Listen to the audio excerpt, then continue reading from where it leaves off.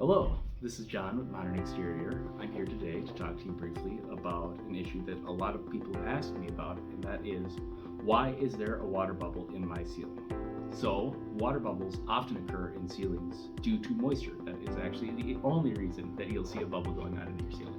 So, if there is water getting into your substrate, so say this, in this case it's going to be drywall, it's going to get stuck between that and the paint below. So the paint is either going to be acrylic, it's going to be latex, it's going to be some sort of polymer that can hold water, and that paint is actually going to start to deform when that moisture is building up, and it's going to keep deforming, getting bigger, and being incredibly unsightly.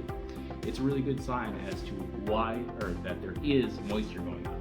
So that's going to be a symptom, but not the problem itself. If you see a ceiling bubble, that's not actually the problem itself, it's just a symptom of the problem. So primary reasons of why I see these happen is they're oftentimes in bathrooms. What happens is people take hot showers, there's a lot of steam, and they fail to turn on their bathroom fan, and what that causes is a lot of moisture buildup in that ceiling space, and that it can actually create moisture or bubbles once that moisture condenses and turns into water again. Speaking of ventilation issues, that can happen on a much larger scale in attic spaces.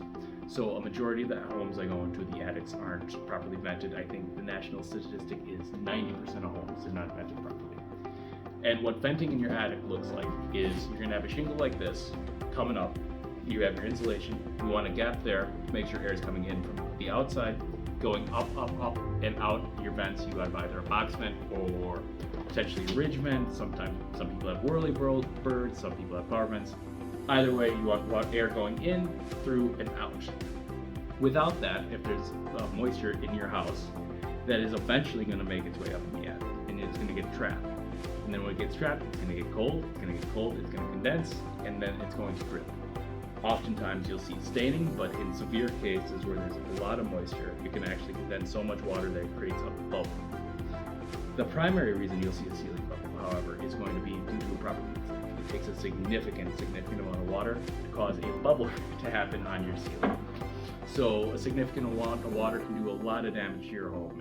That's just a symptom to the problem. It can be unsightly, of course, but really it's doing a lot of damage, causing mold, it's causing the destruction of your insulation. So this insulation and this insulation are from the same piece of insulation. This used to be at this thickness.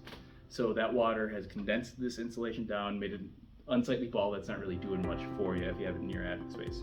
So it can cause financial damages, it can cause health problems. All these leak problems can cause all kinds of issues, and what you're noticing on your end is going to be that ceiling bubble. So what can you do to resolve these issues, take care of these ceiling bubbles? Ultimately, you have to take care of these issues at the source. So what you need to do is you need to either, when you're taking a shower, turn on that bathroom fan, make sure that hot, humid air is escaping. That's the easiest solution if that is your problem.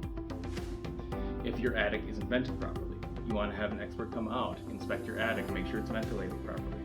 Make sure the amount of air coming in matches the amount of air going out, and that is enough for your attic space. That's usually measured in the square footage of your attic space.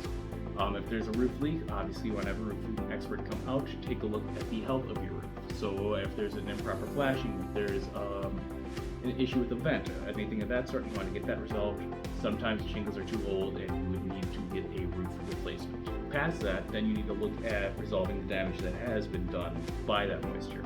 So say you have bad insulation, you want to get that replaced with good insulation so your HVAC systems don't have to work so hard. Any damaged drywall, you're going to want to get that replaced just because there is a risk of a mold buildup. If there's a severe amount of condensation in your attic space, you might need to get mold remediation. So get that sprayed, make sure that mold stops growing, dies, and doesn't harm you or your family. Past that, then once your roof gets that clean bill of health and all the damage done by that moisture is taken care of, then you can sleep easy knowing that problem has been resolved. This is John with Modern Exterior. I am signing off.